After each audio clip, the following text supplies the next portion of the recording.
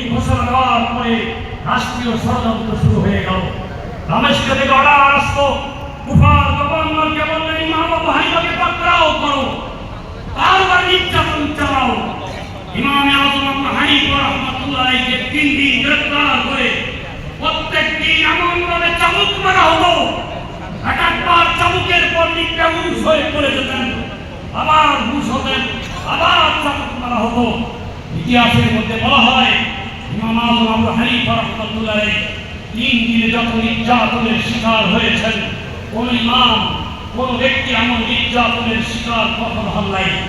পরিশেষে ওই গভর্নর, ওনার ভিতরে ছিল আহলে বাইত রাসূলের প্রীতি। উনি বললেন ইমাম আযম আবু হানিফাকে গোপনে ডেকে হাতের বেলায় বললেন, হে ইমামে আযম, আমি আপনাকে মহব্বত করি, আপনি তাড়াতাড়ি হেরেমে পাকে চলে যান, আপনি মক্কায় চলে যান, কারণ আমার দাখালাহু কানা আমেনা, ওখানে ঢুকলে নিরাপদ থাকবেন। ইমাম আবু হানিফা রাহমাতুল্লাহ আলাইহি 124 হিজরিতে তিনি মক্কা গেলেন এবং 130 হিজরি পর্যন্ত তিনি মক্কায় থেকে মক্কা এলাকার যত হাদিস আছে, যত আমিরের হাদিস আছে, এগুলো তিনি সংগ্রহ করলেন।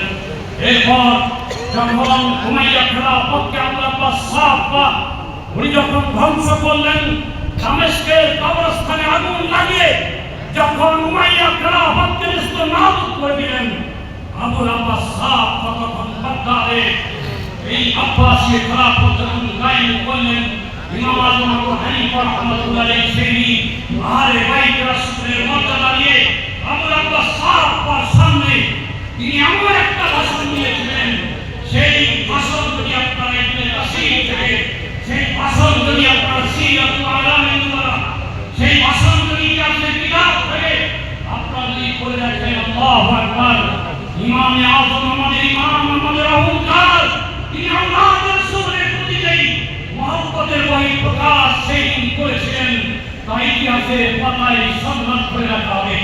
তখন আবুল আব্বাস সাফা ইমাম আযম আবু হানিফাকে পরামর্শ দিতে বলেন, আসলেন খলিফা মানসুর, তিনি বললেন এই বাগদাদকে সাজাতে হবে, এই বাগদাদকে সুন্দর নগরী বানাতে হবে, এই বাগদাদকে রাউন্ড শ্রেণী করতে হবে, আল বালাদুদ দাইর বানাতে হবে, এটার জন্য কাকে দায়িত্ব দেওয়া যায়।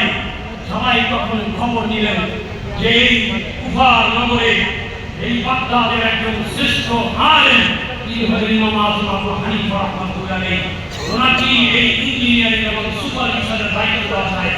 তখন খলিফা মানসুরের পক্ষ থেকে ইমাম আযম আবু হানিফা রাহমাতুল্লাহ আলাইহি মুশরিফে আম প্রধান সুপারভাইজার হিসেবে নিযুক্ত করে ইমাম আযম আবু হানিফা রাহমাতুল্লাহ আলাইহি ইমাম জাফর সাদিক রাহমাতুল্লাহ আলাইহি দরবারে তিনি ইঞ্জিনিয়ারিং শিখেছেন। বলুন না সুবহানাল্লাহ। ইমাম জাফর সাদিক একদিন ছিলেন কেমিস্ট্রিয়ান, তিনি রসায়নবিদ, অন্যদিকে ছিলেন ভূগোলবেত্তা। উনি কিভাবে নকশা আঁকতে হয় সব ইমাম আবু হানিফা রাহমাতুল্লাহ আলাইহি আওলাদ রাসূল ইমাম জাফর সাদিকের সামনে এসব জ্ঞান